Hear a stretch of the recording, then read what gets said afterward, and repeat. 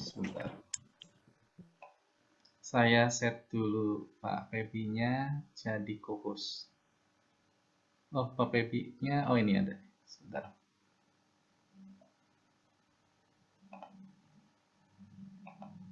Ya, saya sudah jadikan Bapak sebagai co-host. Baik, kita buka ya. Bismillah. Assalamualaikum warahmatullahi wabarakatuh. Salam sejahtera. Selamat pagi semua mahasiswa sekalian. Alhamdulillah kita mengawali perkuliahan setelah ujian tengah semester ya. Dan dalam kesempatan kali ini kita akan lebih banyak berinteraksi. Jadi kegiatan kita adalah kegiatan kelompok ya, di mana mahasiswa berinteraksi dengan mahasiswa yang lainnya. Dan dalam kesempatan kali ini saya menghadirkan guru saya ya, Pak Febi. Kita dulu waktu zaman mahasiswa nyebut beliau Pak Febi.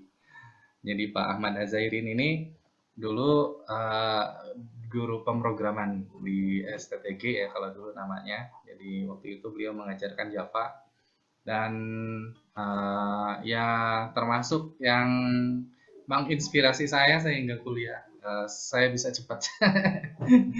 Jadi skripsi saya waktu itu 1 bulan mengerjakan analisator bahasa pemrograman itu memang dasarnya karena tantangan Pak Febi untuk membuat kalkulator. Nah, jadi teman-teman sekalian, saya memperkenalkan dulu beliau. Beliau adalah Pak Ahmad Hazairin Ramli, ya. Beliau sekarang ini tinggal di Bandung, ya. Pendidikan beliau yang pertama adalah Diploma Informatika Specialization Open Communication System Computer Science Department pada bulan Agustus 2000 di Technical University of Berlin. Kemudian for Diploma Computer Science Department pada bulan Februari 98 ini di Technical University of Berlin. Kemudian pengalaman riset beliau adalah riset assistant pada tahun 1998 sampai 1999 di R&D di NEC Europe ya. Kemudian juga asisten research di Berlin di German National Research Center for Information Technology. Nah, untuk riwayat mengajar pada tahun 2005 sampai 2008 beliau mengajar di Departemen Ekonomi untuk Magister Degree Accounting di Universitas Pajajaran Bandung. Dan beliau juga pernah ya mengajar di kampus kita tahun 2001 sampai 2005 ya. Jadi waktu itu saya juga termasuk salah satu di antaranya yang menjadi murid beliau. Baik, kemudian untuk profil lainnya sangat banyak sekali. Beliau juga punya perusahaan. Beliau adalah CEO dan owner PT Media e-Gov Indonesia, Cloud Computing for e-Gov Services 2012 sampai sekarang ya. Kemudian PT Pohaci Kreasi Informatika. Nah, perusahaan ini dulu banyak sekali menyerap alumni STT Garut ya. Delivery Information Technology Business Solution to the Customers. Ini tahun 2001 sampai 2010. Dan perusahaan yang terakhir adalah CV Nusantara Island Industry, Agro Product Processing and Exporting. Nah, untuk profil lainnya saya sudah share di adik-adik sekalian.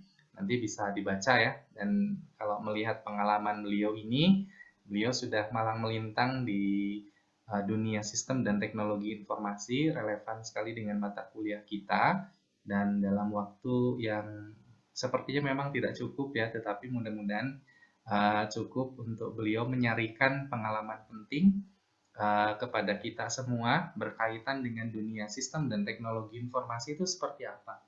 Dan utamanya sih kita mudah-mudahan juga mendapatkan inspirasi ya, dan motivasi dari beliau, karena kebetulan adik-adik kan baru masuk ya, ada kalanya ya perasaan saya salah jalan atau enggak gitu. Sama seperti saya dulu juga pernah seperti itu, punya perasaan rasanya saya salah jalan nih ngambil informatik, saya nggak ngerti informatik itu apa.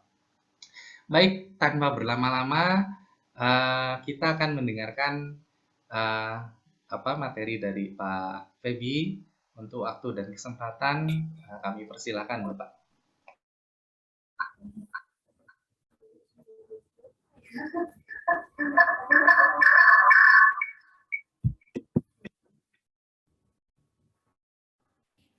Baik, terima kasih Pak Rinda. Waduh, saya bangga sekali sama Pak Rinda. Karena memang pinter ya dari dulunya itu loh ya. Dari sejak kuliahnya punya wawasan sendiri ya, mandiri ya. Dan hanya ya waktu itu kan usia masih muda ya, pasti sama seperti kalian sekarang adik-adik sekalian ya.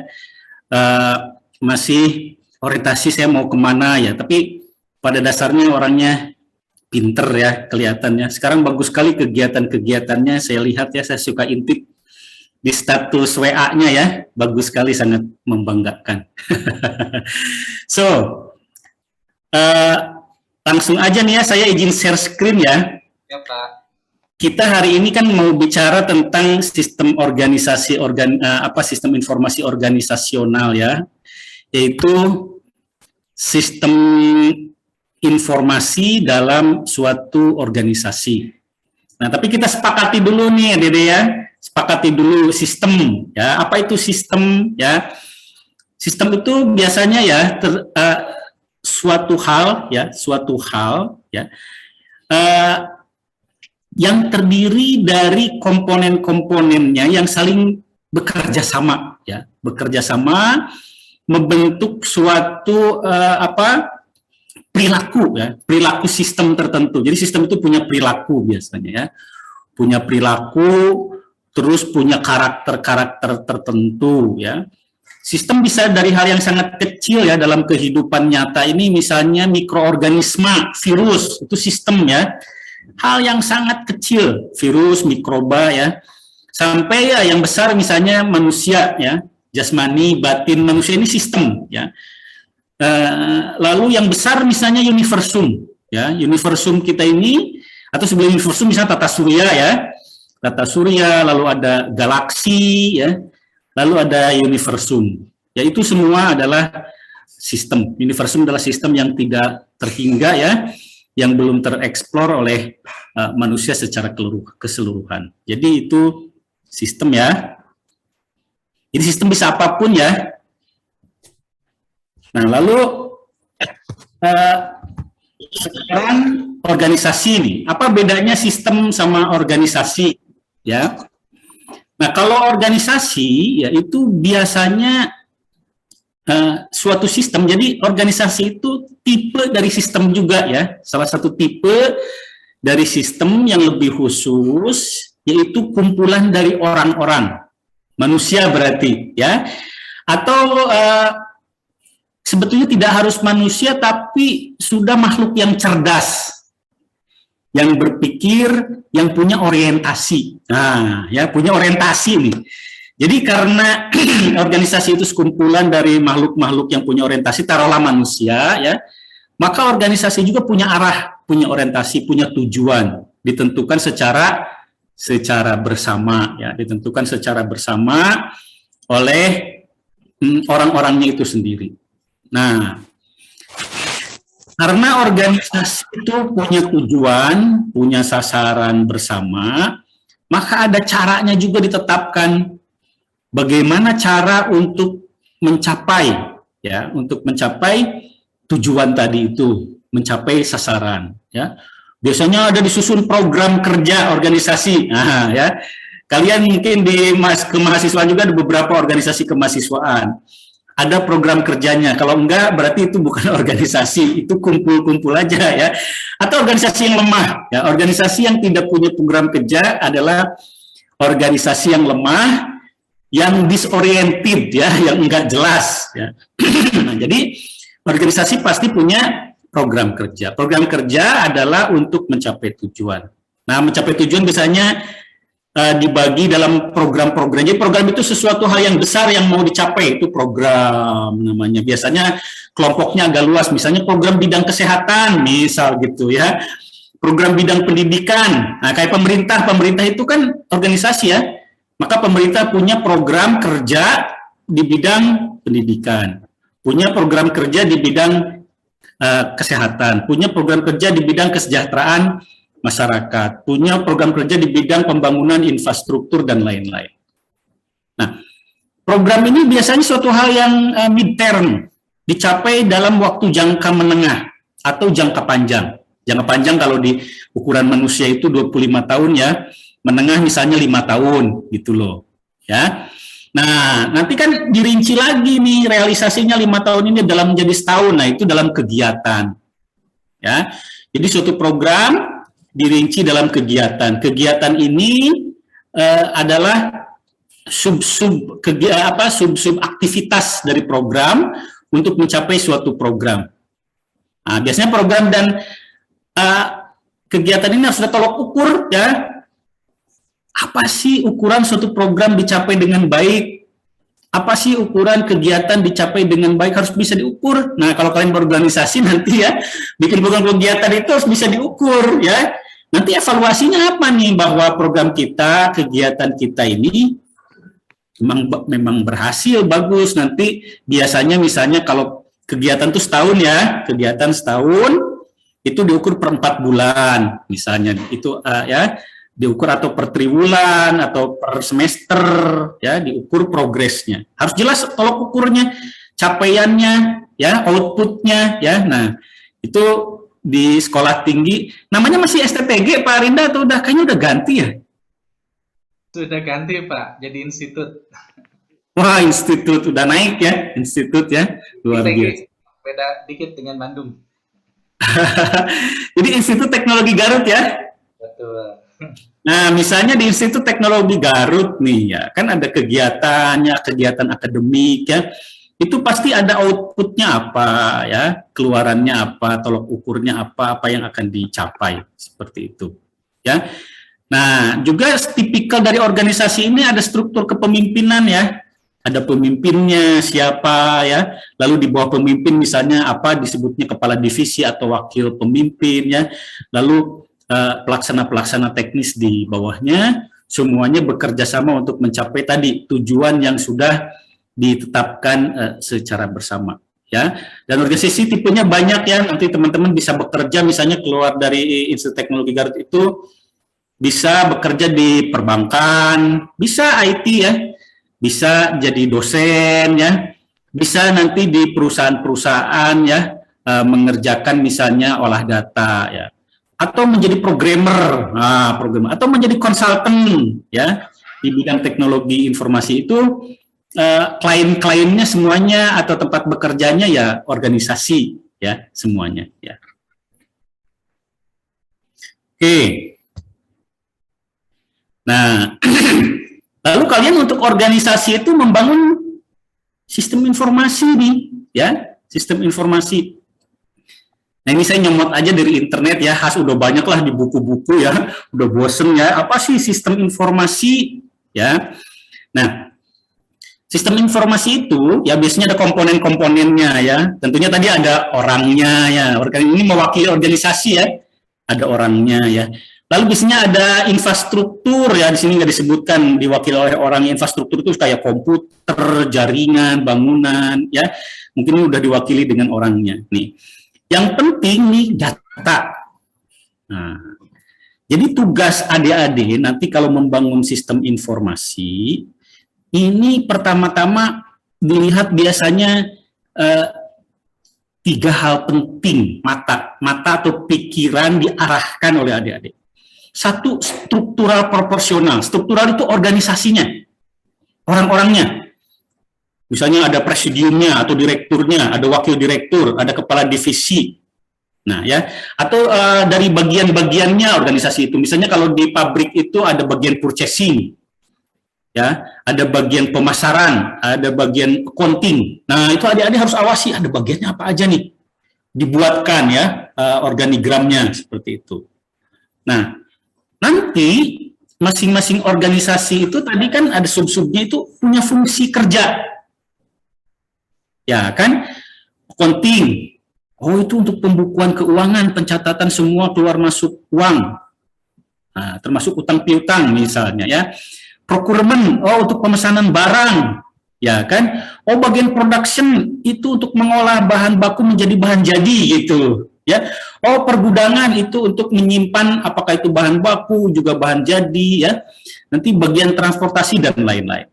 Nah, itu biasanya ada tupoksi, tugas pokok dan fungsi, ya, dari masing-masing suborganisasi, entitas, ya. Nah, itu adik-adik harus awasi itu. Oh, ini catat, ya, gitu. Tapi juga yang penting adalah data nih, data, ya.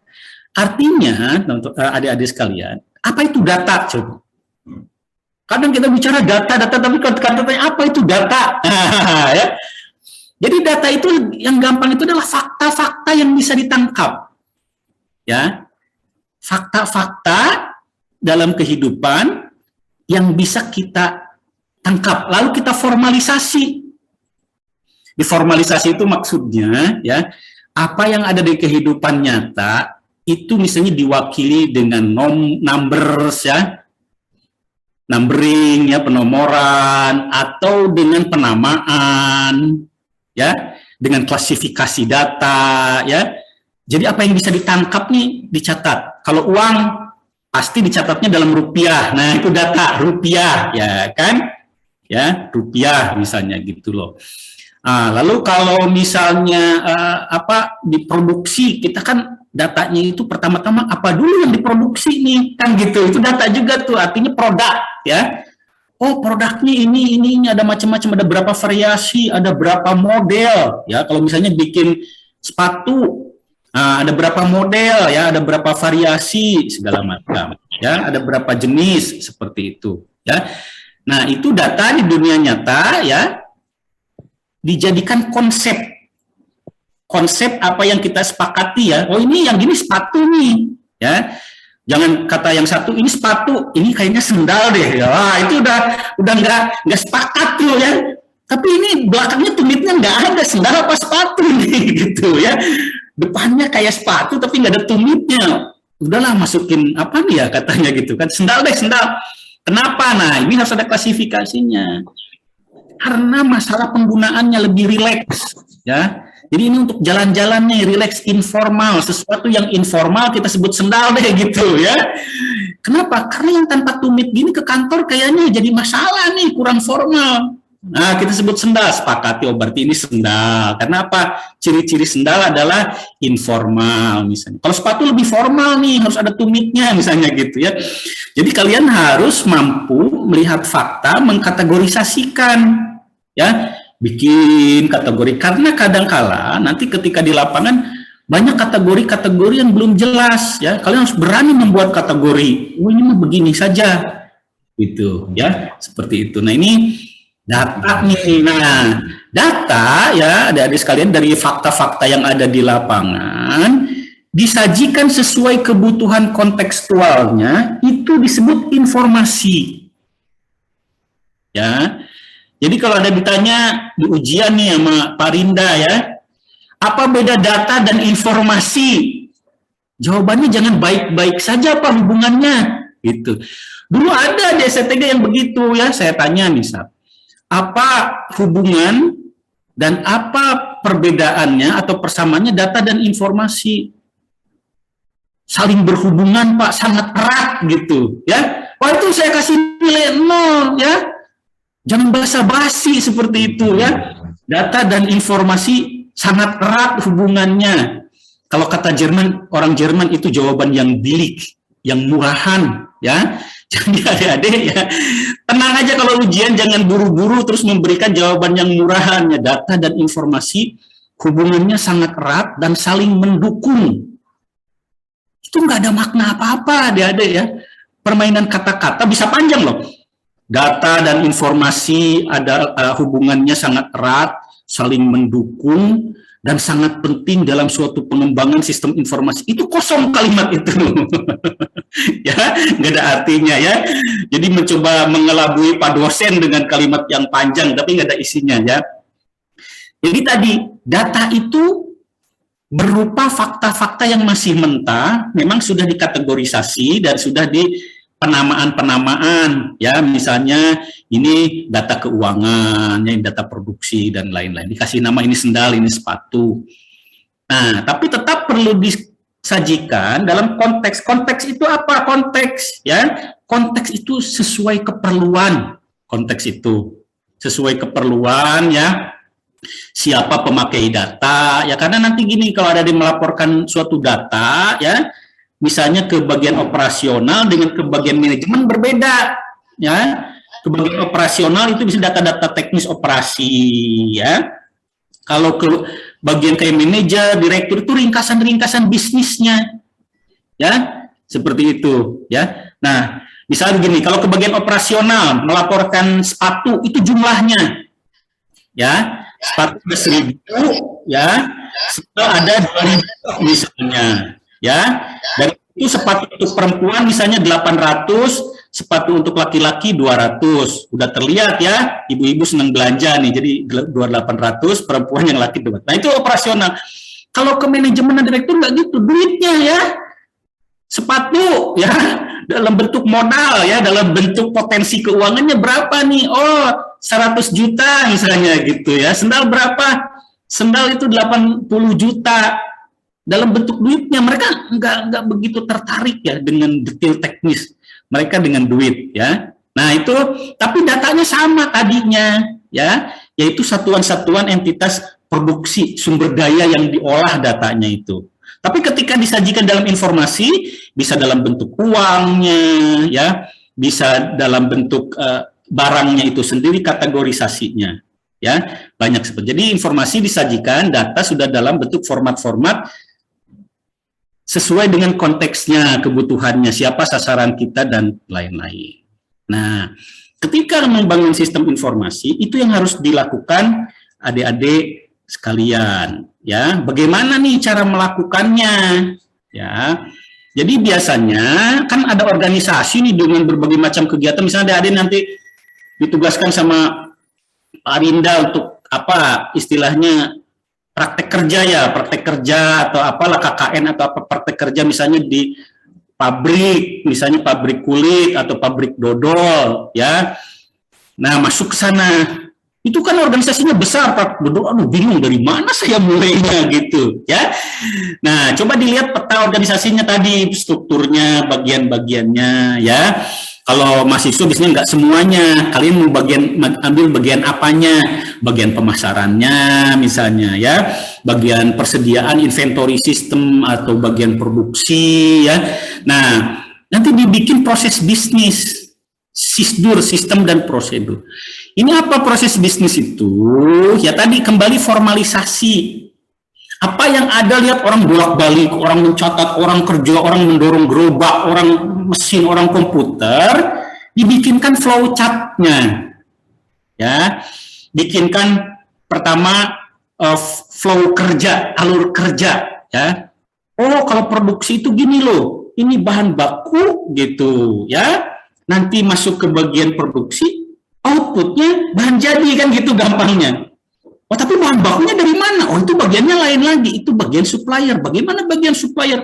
Supplier itu bagiannya adalah misalnya ya, mencatat nama-nama pemasok, ya, lalu memilih harga, quotation, meminta penawaran-penawaran, lalu mensortir mana kualitas yang bagus, yang cocok dengan harga yang paling ekonomis dan lain-lain. Itu supplier.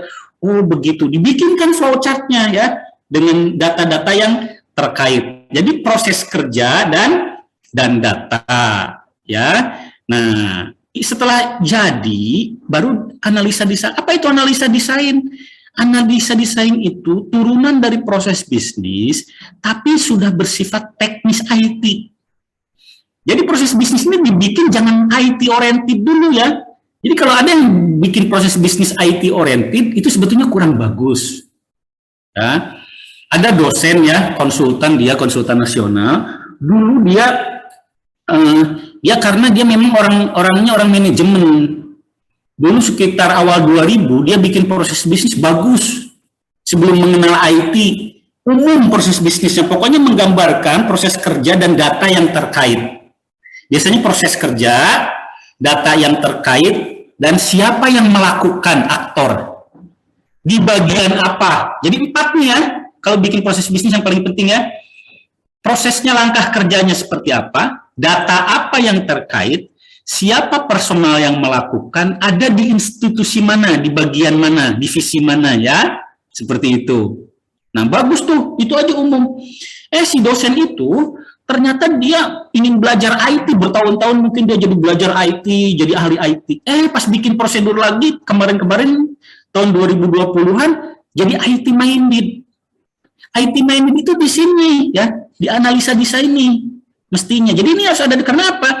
Proses bisnis ini akan dilaporkan ke manajemen, ke direktur, ya. Dia akan baca. Kalau terlalu IT minded, mereka nggak ngerti, ya, direktur-direktur ini, ya. Jadi ada yang umum dulu, semua orang bisa baca bagian manajemen, ya.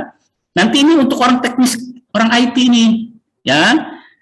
Jadi ini udah lebih ke bagaimana relasi desain database-nya gitu, relasional database-nya di sini, ya, kamus datanya segala macam, ya.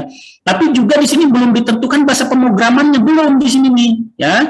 Jadi hanya baru pemaknaan data dan pengolahannya dibuat rekod-rekodnya, ya. Nanti belajar apa itu rekod tuh, ya, rekod kalau di C, ya, di Pascal kalau di Java class misalnya gitu, ya. Structure, data structure, ya. Di sini udah main nih, udah main. Tapi nanti dengan bahasa pemrograman apa ini di bawah nih ditentukan lagi. Wah, ini kayak begini nih. Apa mau pakai Java, apa mau pakai C, C++, apa mau pakai Python atau apa nih, gitu, ya. Berbagai macam hal dipertimbangkan. Lalu database-nya mau Oracle, ya, mau Postgre, mau apa. Nah, ini, ya. Sebelum lupa nih, sekarang trennya begini, adik-adik. Perhatikan, ya. Jadi kalau zaman dulu orang masuk bikin analisa desain, bikin proses bisnis itu dari struktural zaman dulu tuh. Jadi strukturnya dulu. Dari struktur dibikin di dalam struktur tugasnya apa. Nah, gitu, ya. Jadi tugas ngikutin struktur. Nah, kalau sekarang trennya agak lain, ya. Jadi fungsi dulu, servicesnya dulu, kegiatannya dulu, lalu siapa yang melakukan. Makanya sekarang ada SOA, Service Oriented Architecture, ya, Services Oriented Architecture. Jadi dalam pengembangan sistem itu lebih ke apa yang harus disajikan, apa yang harus dilakukan, siapa yang melakukan itu belakangan. Nah, trennya begitu, ya. Yang penting itu apa dulu yang harus dilakukan. Nah, ya, nanti yang dilakukan ini sesuatu yang besar diurai dalam hal-hal proses-proses yang kecil. Nah, ya, dalam hal-hal proses yang kecil, ya. Makanya nantinya servicesnya diperkecil, ya.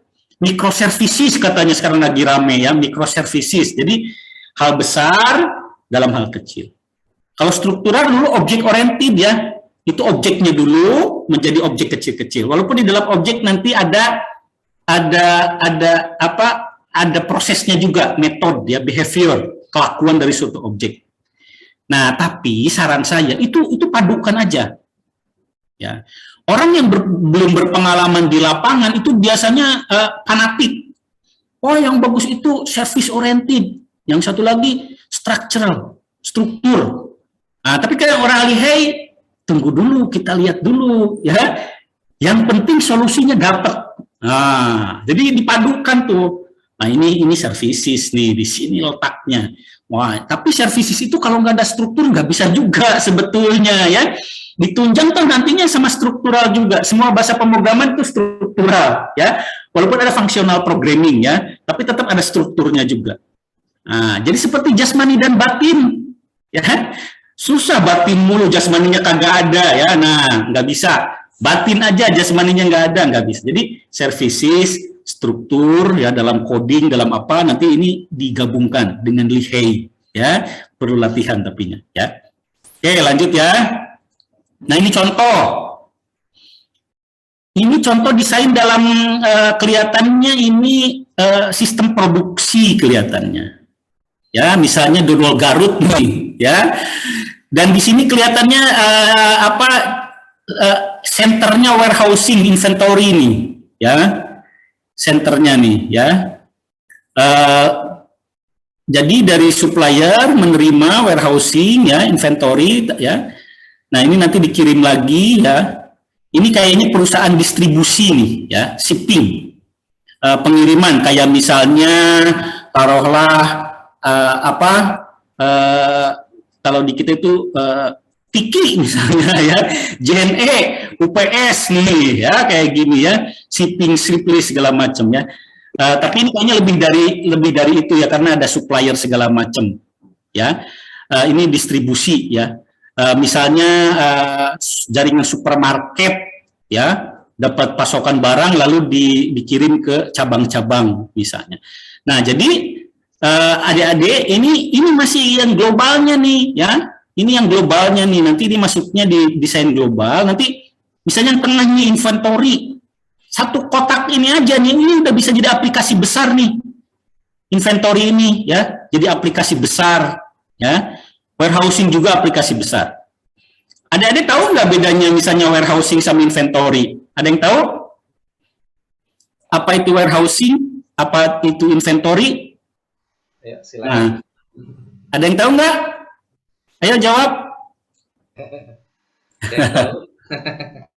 Jadi kalau warehousing itu pengelolaan barang ininya, barang realnya ya, barang kasarnya, gudang warehousing itu. Jadi kalau misalnya sepatu ya atau dodol itu barangnya, ya.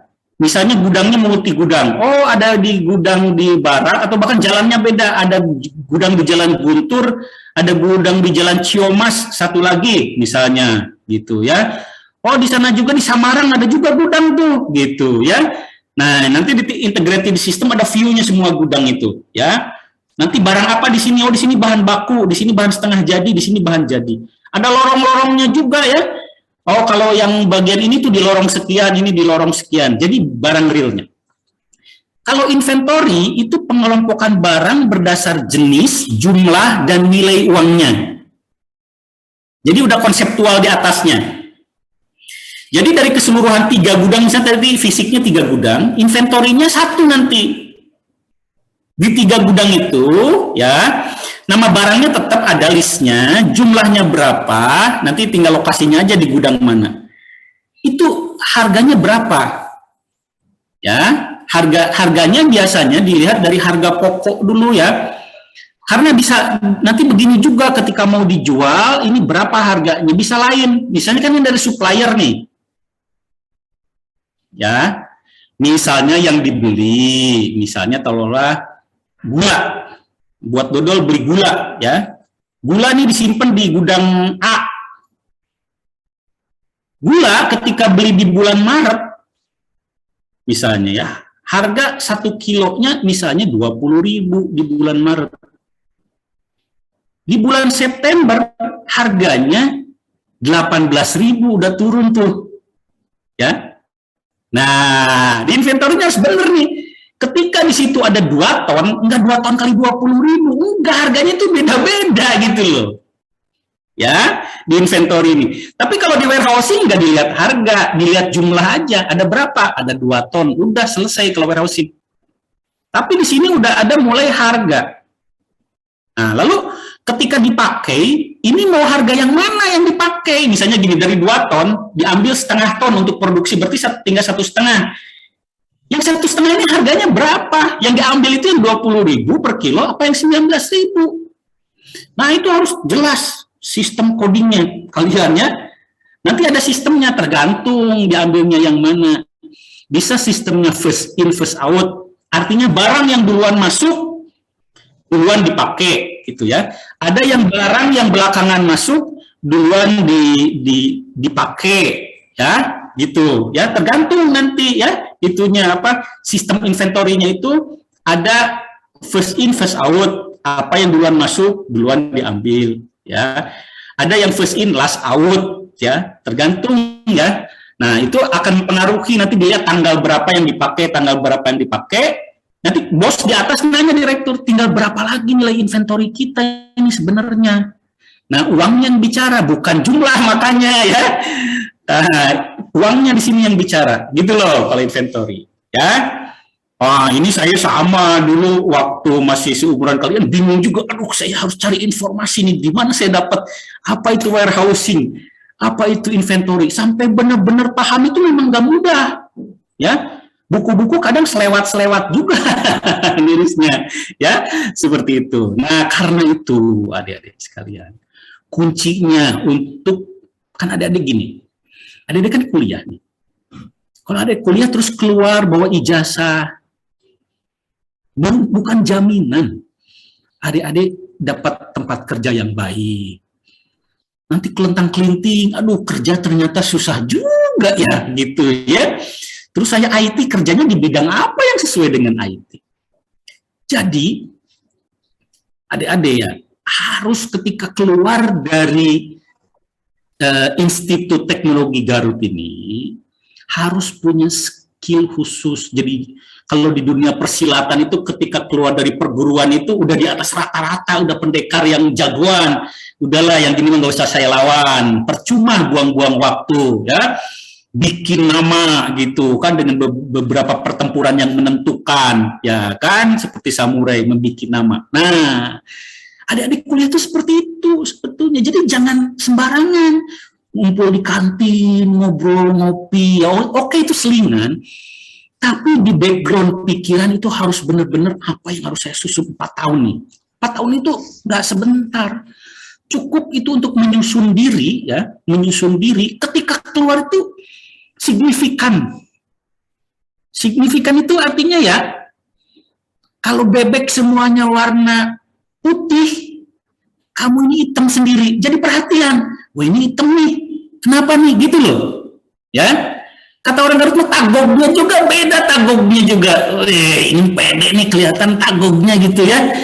Iya, mau nyuruh apa sama saya? Bisnis proses, siap. Coding, siap, gitu loh, ya. Nah, itu memerlukan belajar.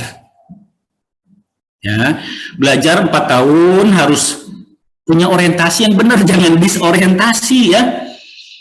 Apalagi pacaran, pacaran itu melibatkan emosi, ya, putus. Jadi dia semangat kuliahnya, ya. Ah, kalau begini mah buat apa? Nanti dapat yang baru, percaya sama saya. Ya, tenang aja, dunia ini luas, ya, gitu. Nah, jangan sampai ya merusak diri karena patah hati, ya, atau benci sama dosen. Dosen itu nggak menyenangkan semuanya loh, ya. Ada dosen-dosen yang menyebalkan. Kalau Pak Rinda mungkin menyenangkan, ya. Ada yang menyenangkan, yang menyebalkan. Jangan terlibat emosi. Berantem mulu sama dosen selama kuliah itu. Jadi kalian nggak bisa melihat prioritas. Kalian kan cuma 4 tahun tuh kuliah. Berantem sama dosen, ya. Jadi saya 4 tahun ini hanya mau numpang lewat, mendidik diri, keluar menjadi tadi punya tagog, punya kemampuan, ya. Jangan distraction. Jadi gini, masalah dalam hidup selalu ada. Setiap hari, di setiap tempat, masalah selalu ada. Kita pilih masalah yang tidak akan menjadikan diri kita naik ke level yang lebih baik untuk mencapai tujuan kita, berarti itu distraction. Gangguan. Tidak perlu dilayani. Mungkin kita perlu mengalah kadang-kala, atau pura-pura kalah, atau pura-pura blow on.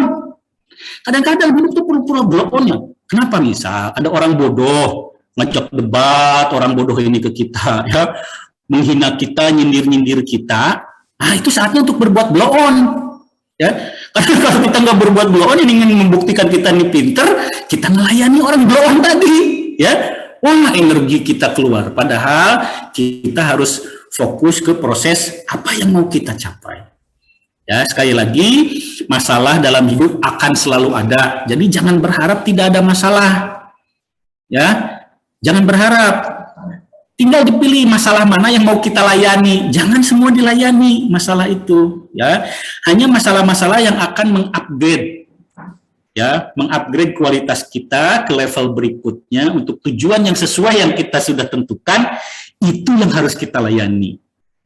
Yang tidak, itu berarti gangguan, ya, masalah seperti itu. Diignore. Kadang perlu pura-pura blow on. Ini contoh. Adik-adik ngerti nggak kenapa saya tahu inventory, kenapa saya tahu warehousing, ya? Bukan tiba-tiba ilham atau wahyu, ya? Itu proses belajar. Dan itu bertahun-tahun. Saya kan orang IT, tapi lihat buku-buku saya. Baca apa aja nih, ya. Sistem akuntansi, sistem akunting, industrial chemical process design, manajemen lembaga keuangan, keuangan perusahaan, detailed scheduling and planning. Ini untuk production. Warehouse nih ada nih yang buku kuning. Warehouse and distribution, accounting principle, cost accounting. Ya, gini, kalau adik-adik punya banyak uang, orang kaya, kayak anaknya itu loh, kayak anaknya presiden dan mantan presiden lah, AHY. Kalau misalnya teman-teman ini AHY atau siapalah ya, sang pisang itu loh, yang jualan pisang tapi punya saham 100 miliar entah dari mana. Ya, udahlah nggak usah diomongin. Pokoknya banyak duit.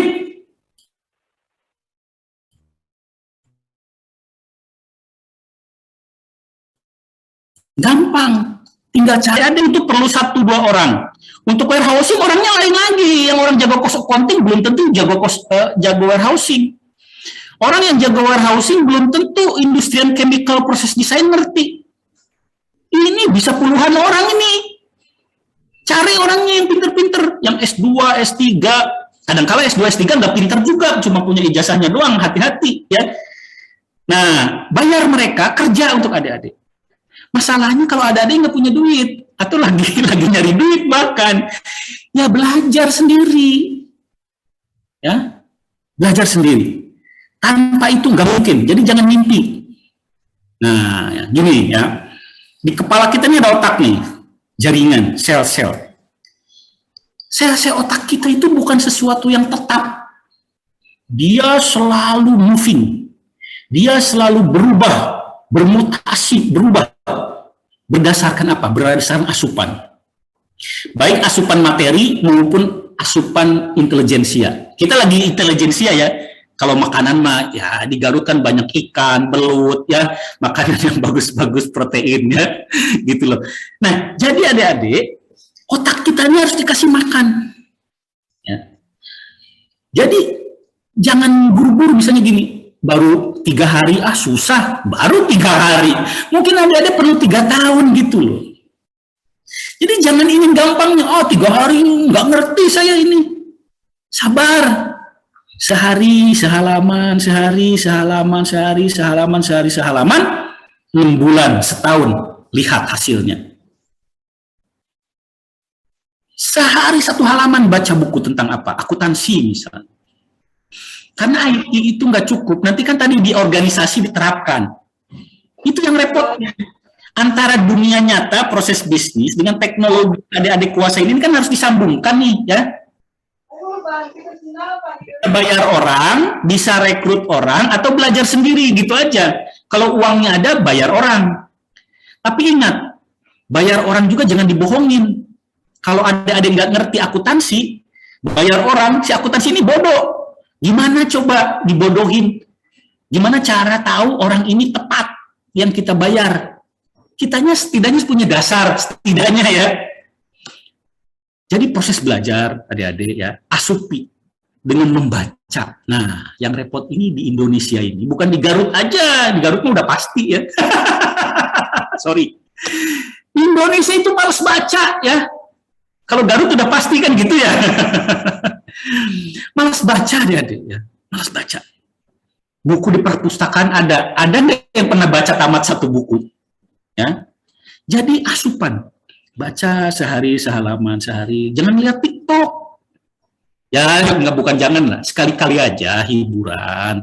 Jangan itu dijadiin pokok. Ya, pokoknya gini aja dalam hidup itu. Hidup itu perlu biaya, betul nggak? Perlu biaya, dan untuk dapatkan duit kita harus kerja atau menghasilkan sesuatu. Untuk itu saingannya banyak. Sekarang begini, saya ini konsultan di bidang IT, udah mengerti proses bisnis, udah belajar 20 tahun lebih, bukunya banyak coba tadi. Adik-adik mau bersaing dengan saya, peluang kemenangnya gede apa kecil? Kecil, adik-adik. Ya, karena saya udah belajar lebih banyak gitu loh. Nah, melihat itu bukan jadi, udahlah percuma, bukan.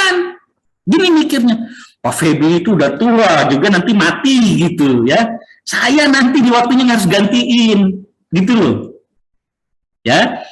Pak Febri ini 20 tahun lagi juga belum tentu masih hidup. Ya. Tapi saya 20 tahun kemungkinan saya lagi jaya-jayanya kalau benar loh belajarnya, ya. Umur misalnya sekarang 19 tambah 20, 39. Lagi potensi-potensinya, ya. Asupi dari sekarang membaca, ya, sabar. Kuncinya sabar. Belum ngerti, apalagi internet sekarang. Misalnya gini, apa sih tadi bedanya warehousing sama inventory? Tinggal ketik. Apa beda warehouse dan inventory di internet? Bakal keluarlah dari yang bagus sampai yang jelek ya. Pilih yang bagus-bagus dilihat. Oh ini bagus nih ya. Kalau bisa di screenshot, di copy, diklasifikasikan di file, nanti dilihat lagi kapan-kapan. Ya, ini sekarang dunia informasi itu udah luar biasa. Dulu waktu saya kuliah itu baru muncul kan internet itu, cari data nggak gampang. Saya kalau mau cari contoh-contoh coding itu, waduh nggak mudah zaman dulu. Sekarang banyak di internet, tinggal kemauannya. Masalahnya kan sekarang banyak yang lain-lainnya juga, TikTok, pornografi, anime, film. Wah, udah banyak lah ya godaannya. Jadinya bingung nih anak muda nih, ya kan?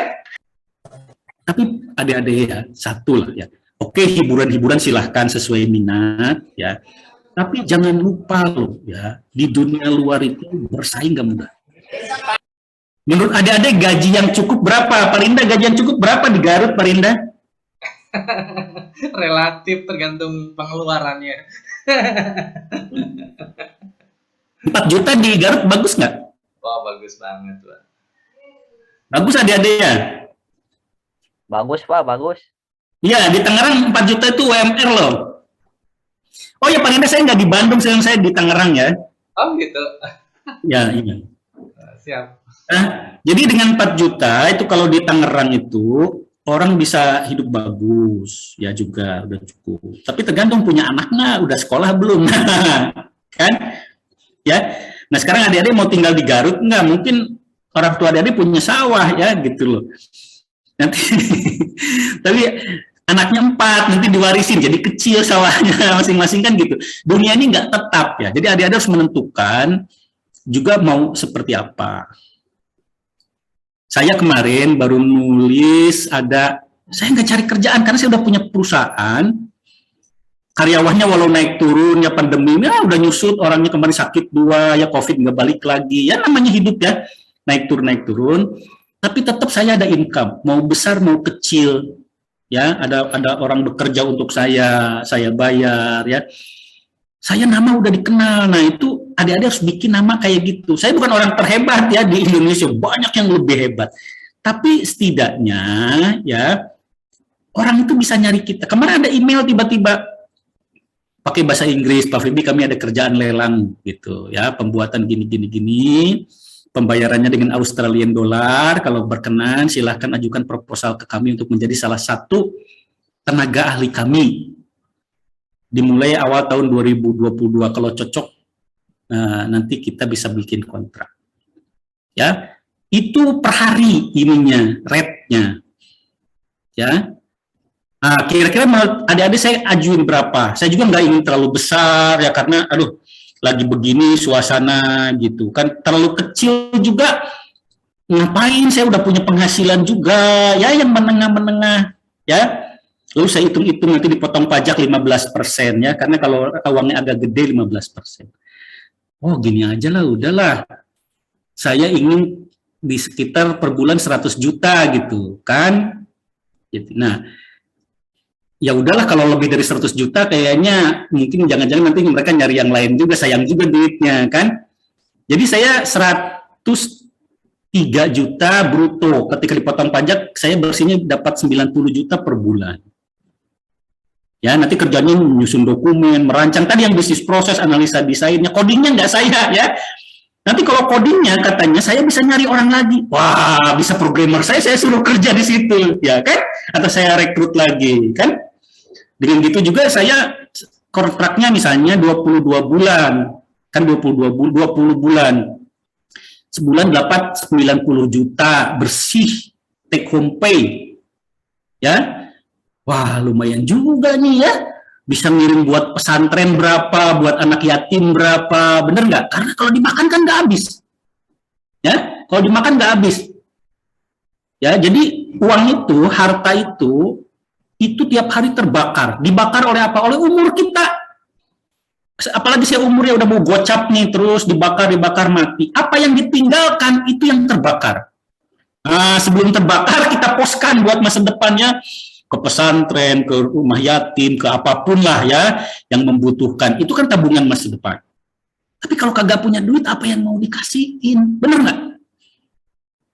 Nah, kan?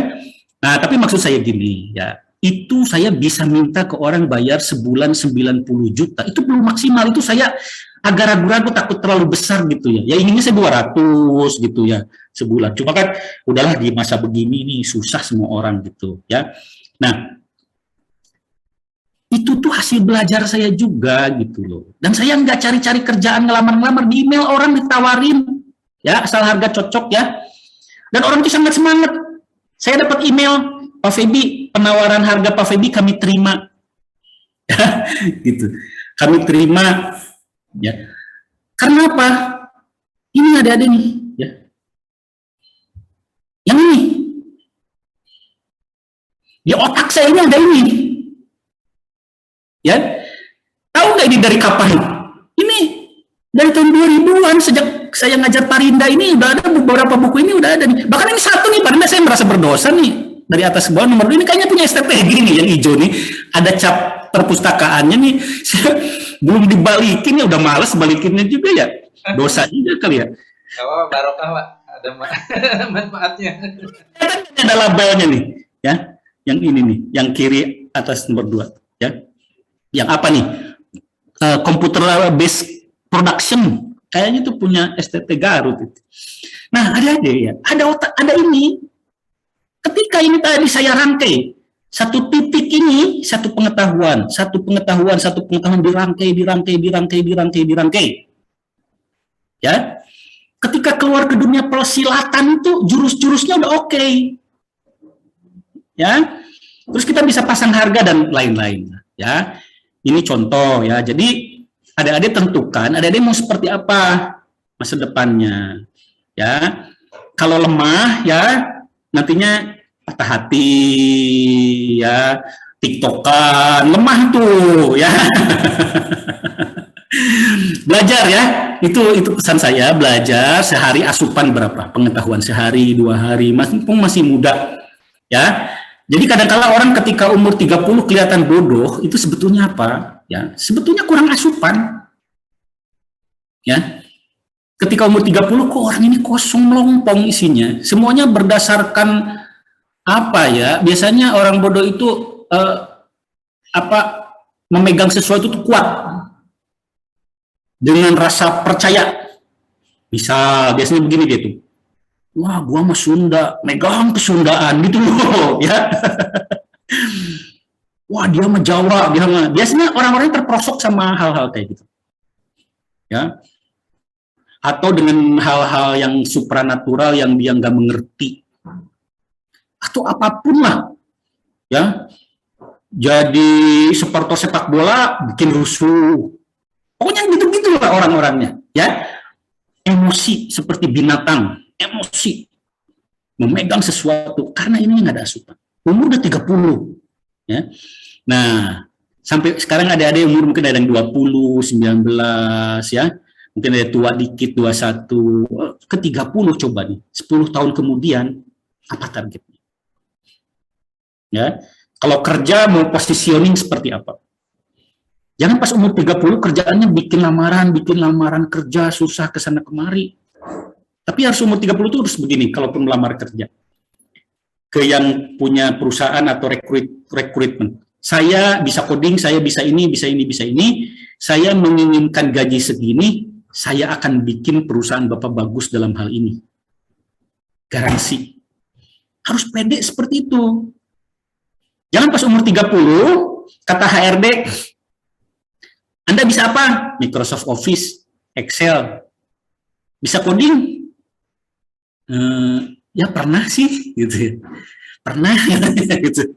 Saya kalau dengar pernah aja, ini orang sebenarnya nggak bisa. Udah jelas lah, ya. Pernah, gitu. Udah pernah bikin aplikasi? Pernah, semuanya pernah, ya. Tapi nggak jelas. Tapi kalau gini, bisa saya coding enterprise system, Pak. Ini di perusahaan Bapak misalnya ada sistem produksi, ada gudang, ada warehouse apa, itu bisa serahkan ke saya, Pak. Itu bisa saya handle semuanya. Kayak gitu. Berapa Anda minta? Ya 8 juta lah, Pak. Gitu, ya. 8 juta di Tangerang juga udah bagus tuh, ya. Di Jakarta juga dulu, 8 juta lah, Pak. Ya. Serahin tuh ke saya. Gitu loh, ya. 8 juta kerja di Tangerang, sebulan habis 3 juta, kan nabungnya 5 juta. Bener nggak? Ya, dibawa ke Garut, ya. Bisa ngincar tuh siapa nih kembang Garut nih, gitu. Kan saya punya tabungan sebulan 5 juta, gitu loh. Ya.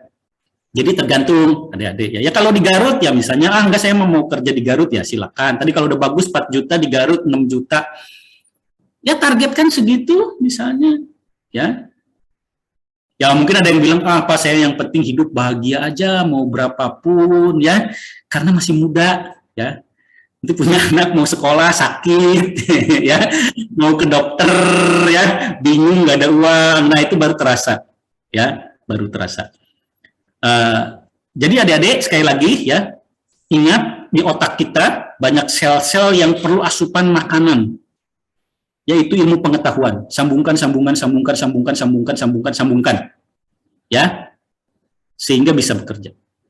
Kalau adik-adik lihat saya masa SD, SMP, mungkin keadaan adik-adik sekarang ada jauh lebih baik daripada saya.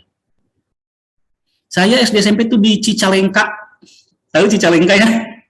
Cicalengka, ya. Kalau sore hari saya sekolah madrasah, ya. Kalau pagi saya sekolah SD. Pas SMP saya kalau pagi sekolah SMP, ya. Kalau ngajinya malam, ngaji kalong, ngaji Safina, Alim Ta'alim, samalah dengan kalian, ya. Cuma ekonomi saya yakin banyak dari kalian yang jauh lebih baik daripada saya SD SMP. Saya nggak punya uang jajan, ya. Main aja ya, main gitu aja lah ya, nggak punya uang ya, seperti itu, ya.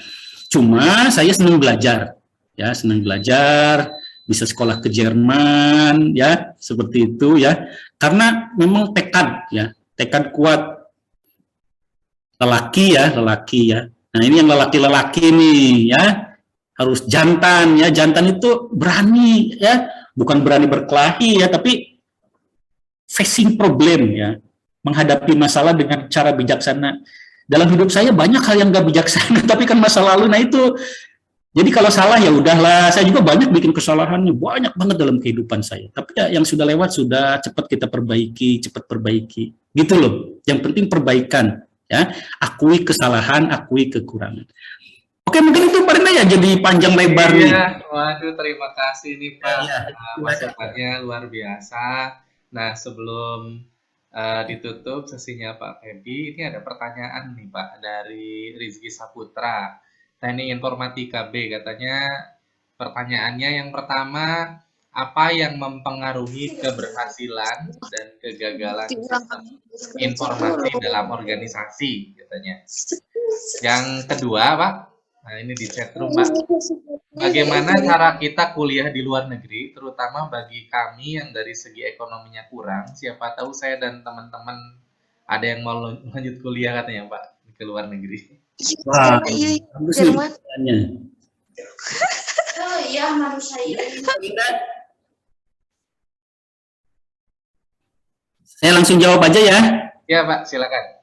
Ya, jadi kalau yang nomor 1, faktornya banyak ya. Keberhasilan dan kegagalan sistem informasi dalam organisasi. Hanya faktornya banyak. Hanya kalau di Indonesia, ya ini saya udah banyak sekali punya klien, ya. Di Indonesia itu pertama ya, kadangkala tadi itu perusahaan tidak punya dokumen proses bisnis yang jelas. Saya pernah ya bikinkan suatu sistem informasi pengadaan barang di perusahaan pengusahaan jalan tol nasional. Namanya nggak saya sebut lah ya, di dekat Tanjung Priuk sana, arah Tanjung Priuk. Saya dulu, programmernya dari lulusan STTG masih dulu tuh, ya. Itu sekitar mungkin 2009, 2010, ya. Masih lulusan STTG itu, ya. Ya, saya ajak di Tanjung Priuk. Arah Tanjung Priuk, Sunter, di Sunter, Jakarta, Sunter. Ternyata mereka nggak punya dokumen procurement SOP yang jelas. Lalu saya menggali kan tim saya, tadi bikin dokumennya, dari orang operasional ya. Udah dibikinkan sistemnya, orang operasional udah happy. Nah, atasan mereka, kepala divisinya, ketika kita demonstrasi sistemnya, itu intervensi, nggak begini, mestinya begini. Kami catat. Lalu, ke orang-orang operasional, bagaimana ini Pak? Pada diam semua. Nah, lalu ya udah, kita tanda tangani, proses bisnisnya ada perubahan, kita robah. Ketika robah, nggak mau pakai operasional. Kenapa? Karena nggak begitu Pak dalam kenyataannya. Itu teorinya aja. Kenyataannya yang kemarin kami sampaikan, lo kenapa nggak ngomong di meeting? Ya kami nggak berani. Jadi, orang Indonesia ini banyak pendendam.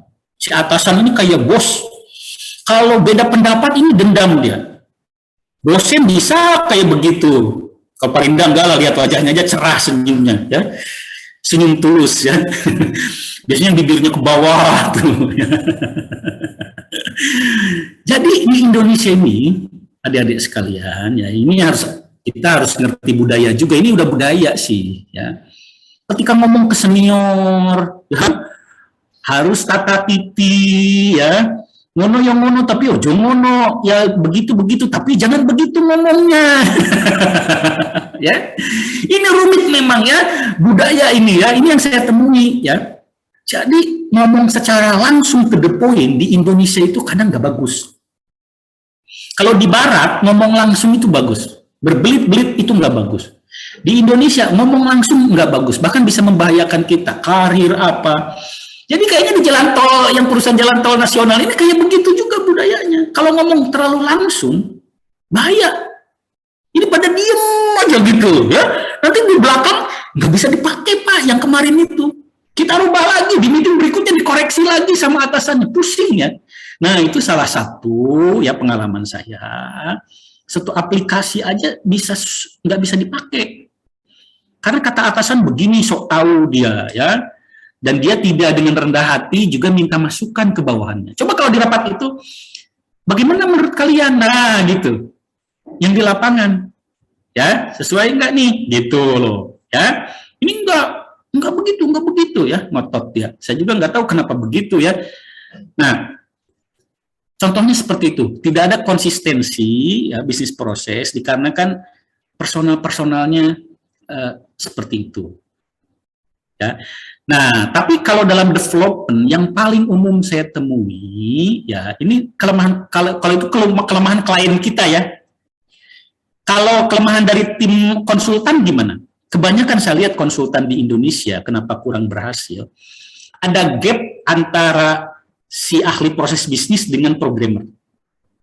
Misalnya begini, si ahli analisnya, proses bisnisnya itu misalnya lulusan teknik industri. Misal, ya kan dia tahu kan teknik industri. Pertama ternyata dia tahunya teori juga. Jago kuliah, jago cari nilai, prakteknya kurang. IT nggak ngerti. Jadi ketika dia bikin, dia dengan style dia. Nah, programmer kan perlu yang teknis. Jadi ternyata tidak ada yang menjembatani antara proses bisnis yang umum dengan desain ke programmer. Jadi lemah di sini nih kalau di Bagan. Saya lihatin tadi ya.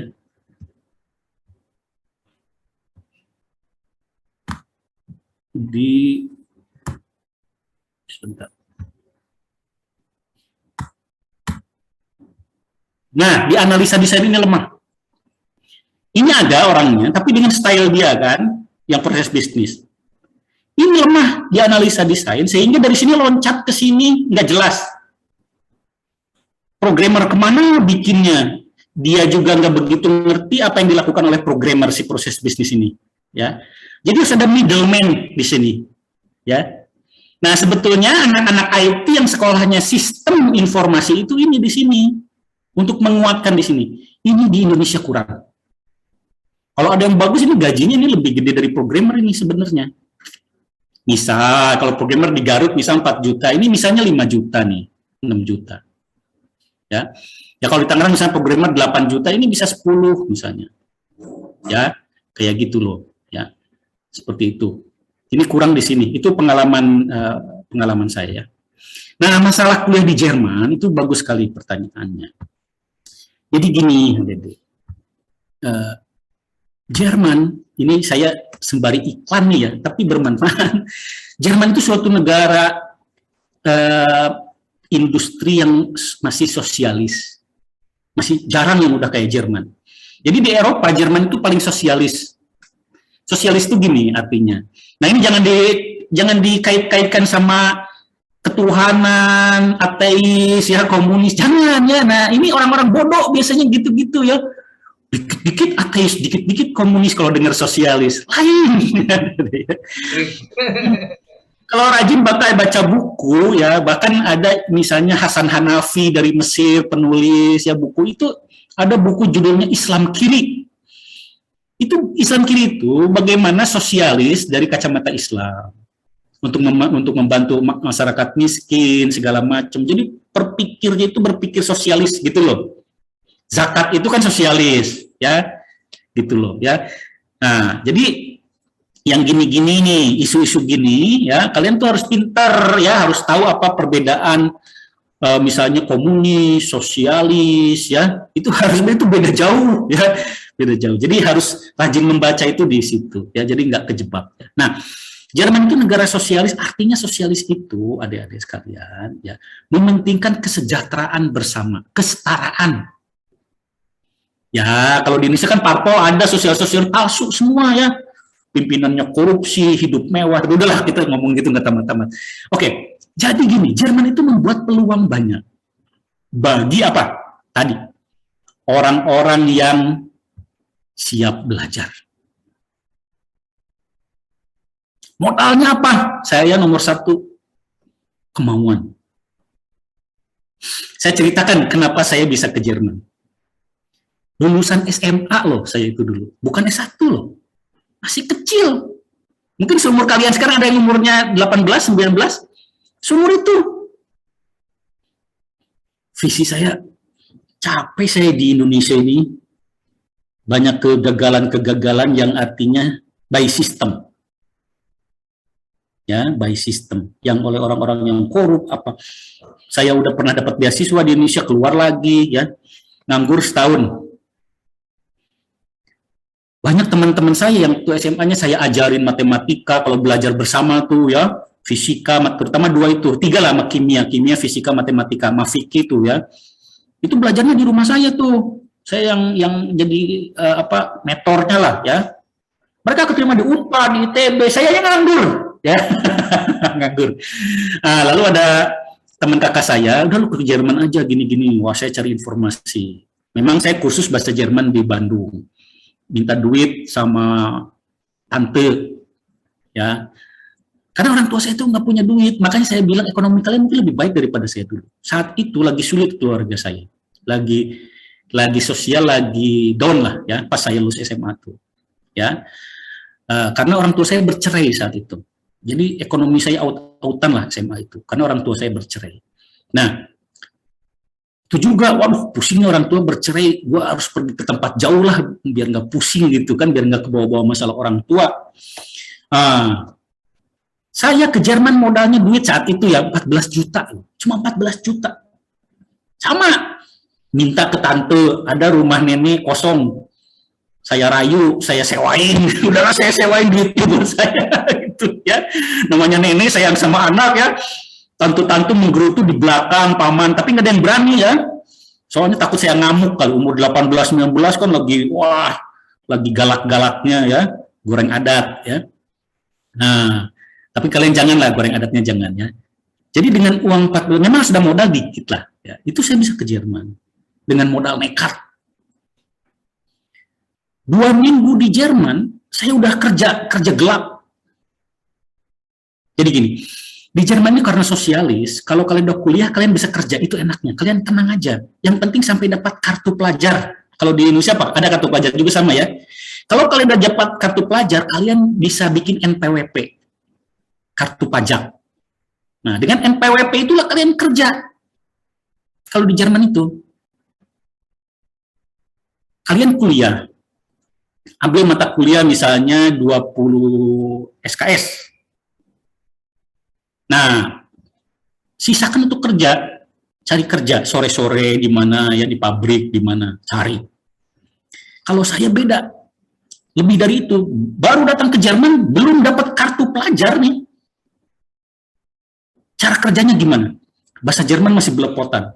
Saya ambil koran-koran tuh, ada iklan kerja, saya telepon tuh di telepon umum, ciling, saya cari kerja. Ada yang jawab gini, oke, sempurnakan dulu bahasa Jerman kamu, nanti balik lagi, telepon lagi ya, katanya. Celak, ditutup. Jangan nyerah. Ya, jangan nyerah. Bayangkan di negeri orang sendirian, ya, telepon lagi, ya. Sampai suatu waktu dapat iklan, disuruh datang.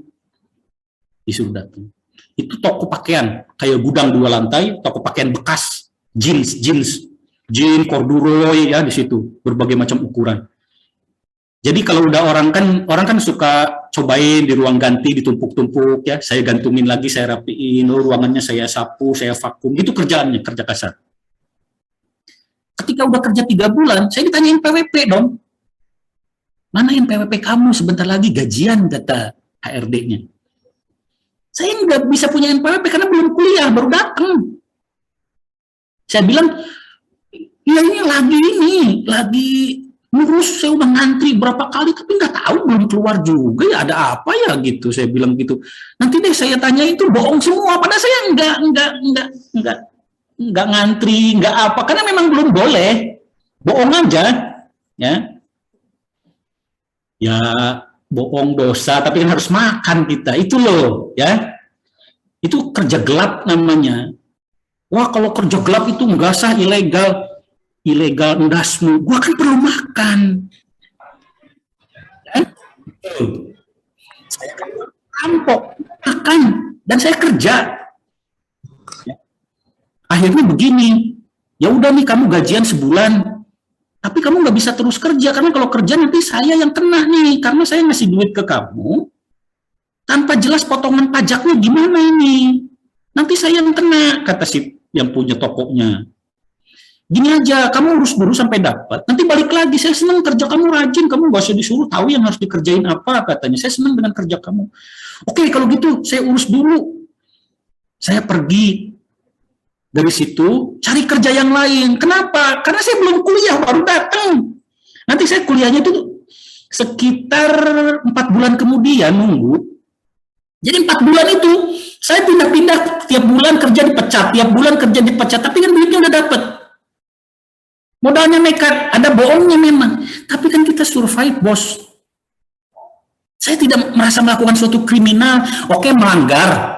Ya, melanggar yang begitulah, kalau ada dosanya di akhirat, gua jawab deh sama malaikat, lu gila lu bos, gua kan perlu makan di negeri orang sendirian, umur gua 18, lu gak kasihan apa gitu ya. Malaikat juga mikir kali ya gitu loh, kan gua nggak nyopet gitu ya. Nah, kalian bisa nggak kayak gitu, nakal tapi positif. Kalau saya pikir positif, saya bukan bela diri loh ya. Artinya gini, kalau yang namanya jagoan itu begitu.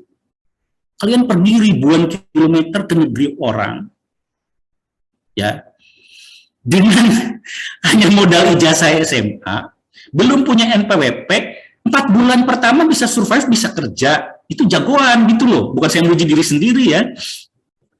Hanya gini, balik lagi ke tema, saya tidak menganjurkan kalian kayak saya ya, karena nanti bisa beda lagi ceritanya, kalian ditangkap lagi, diusir lagi sama polisi di sana, dibalikin ke Indonesia, kan sayang udah nyampe ke sana, karena kalau ketangkap itu bisa disuruh balik ke Indonesia ya. Jadi malaikat pelindung saya banyak, jadi saya enggak ketangkep gitu ya. Jadi saya enggak begitu. Jadi kalau kalian mau ke sana, ya tekan ke sana, kalian selesaikan S1 ya. selesaikan S1. Sekarang memang agak sulit, ya. Jadi saya kemarin ada beberapa tahun lalu nolong teman istri mau ke sana S2. Bisa ke sana. Cuma memang jalur normal, kalau jalur normal begini. Jadi kalian daftar nanti kuliah di mana, banyak lah kalau kuliahnya gampang kalau daftarnya. Nanti kalian untuk mendapatkan visa ke sana, nah ini yang susahnya visanya, visa belajarnya, ini di Kedutaan Jerman di Jakarta, harus bikin rekening. Bikin rekening, kalau dulu yang teman istri saya itu diisi sekitar 200 juta. Nah, 200 juta ini tidak boleh diambil selama setahun, bolehnya diambil ini sebulan-sebulan untuk biaya kuliah di sana. Jadi jangan sampai orang-orang kaya saya ini masuk ke sana gitu loh. Ya, yang nggak bawa duit ke sana gitu ya. Kerja dengan kerja gelap. Nah, itu dicegah dengan lebih ketat sekarang. Jadi yang 200 juta ini nggak ditahan sih, boleh dicairin ketika kita udah di sana, itu pun diawasi pencairan yang banknya diperintahkan. Sebulan-sebulan untuk kehidupan sana. Kalau sekarang seperti itu, ya kalau sekarang seperti itu, jadi memang harus ada sayangnya uang, tapi selalu ada jalan sih sebenarnya. Yang namanya sistem bisa di-cracking. Ya, ya kayak hacker lah, oke begini sistemnya, tapi kan gua crack gitu ya. Hanya gini ya, saya kan lihat orangnya dulu mau memperlihatkan jalan cracking nih, ya. Nanti nyalain saya lagi gitu, ya. Jadi saya hanya kasih tahu jalur yang tadi ya. Jadi bisa ke sana ya, nyimpen uang untuk hidup kita di sana dan nanti uangnya diblok, bisa dicairin per bulan. Kalau masuknya gampang kalau ada uang seperti itu. Ya, ada jalan cracking, kalian bisa cari tahu ya segala macam, tapi ya kayak saya tadi ya kayak gitu. Jadi itu nggak ada garansi. Mungkin keberuntungan tiap orang berbeda, keadaan berbeda, jodohnya berbeda, ya kan, kondisi bisa lain-lain seperti itu. Sekarang belajar aja dulu S1 ya, nanti udah semester berapa, cari informasi tuh mau ke Jerman seperti apa. Tapi betul, ke Jerman lebih mudah daripada ke negara lain pokoknya peluangnya. Bisa kerja, bisa segala macam. Beda kalau kalian misalnya ke Australia atau ke Amerika, kayaknya kemungkinan kerja itu susah. Ya kecuali kalian udah di sana setahun, 2 tahun, udah tahu situasi ya. Mungkin itu Pak Rinda ya. Ya, baik Bapak, terima kasih. Cerita perjalanan yang luar biasa, menginspirasi. Ya, sebenarnya kalau kita simpulkan, yang pertama sih saya masih ingat ya perkataan Pak Febi waktu masih saya jadi mahasiswa beliau di ITG. Jadi kata beliau tuh waktu dulu menjadi mahasiswa super itu harus memiliki aktivitas super kan ya. Dan itu memang sudah kita terapkan dengan membentuk UKM komunitas TIK, di mana anak-anak ini tidak mencukupkan diri dengan ilmu di bangku kuliah, tapi mereka juga ada aktivitas di luar sampai kegiatan usaha, ada balai latihan kerja mahasiswa. Itu untuk mewujudkan aktivitas super itu. Nah, kemudian tadi yang terpenting disampaikan oleh beliau dari materinya, bahwa untuk membangun personal branding itu kita harus punya kompetensi. Jadi sesuatu yang sifatnya internal ya, sesuatu yang bersumber dari internal, keilmuan kita dan lain sebagainya. Dan yang terpenting lagi, kompetensi itu harus digabungkan dengan kebaikan hati. Hal yang sifatnya eksternal, hubungan eksternal kita, dan itu yang akan membentuk reputasi kita sehingga kita bisa terus dipercaya oleh orang. Nah, jadi kira-kira value atau nilai yang diajarkan oleh beliau hari ini seperti itu. Mudah-mudahan bermanfaat bagi adik-adik sekalian. Nanti minggu depan kita hadirkan alumni yang sekarang lagi kerja di Jerman juga, Zam-Zam Batur Zaman. Nggak tahu keajar sama Bapak nggak ya? Nah, ya, kayaknya saya dengar namanya tuh. Itu luar biasa tuh ya. Yang sekarang ada di sana itu bisa diminta informasi tuh. Gini Pak Linda, adik-adik sekalian, kalian masih muda, ya, kalian bisa jangan membatasi diri, kalian bisa kemanapun. Negara-negara kayak Jerman itu sosialis, tapi udah agak padat. Eropa itu padat. Kalau kalian mau yang agak leluasa, sebenarnya misalnya Kanada, saya informasikan. Kanada itu tanahnya masih luas, kesempatan masih luas loh, ya. Itu harus bisa jadi target-target kalian, ya. Jangan kan dunia ini tidak hanya Samarang, Bungbulang, ya kan? Ya. Iya, ada Kanada, Vancouver, AS apa, coba ya digairahkan ya.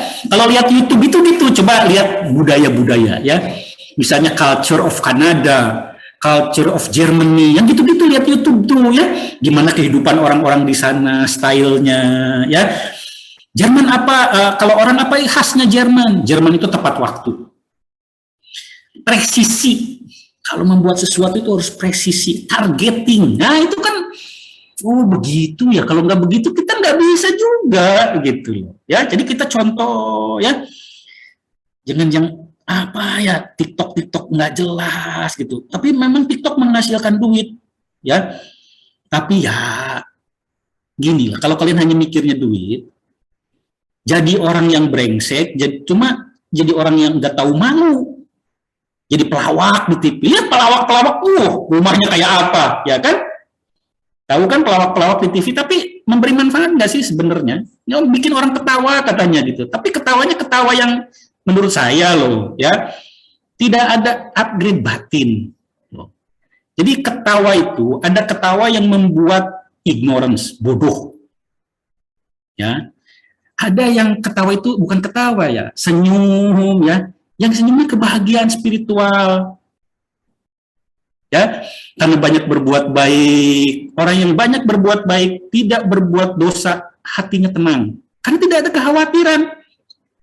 Mati besok hayu ya, 20 tahun lagi masih hidup hayu gitu.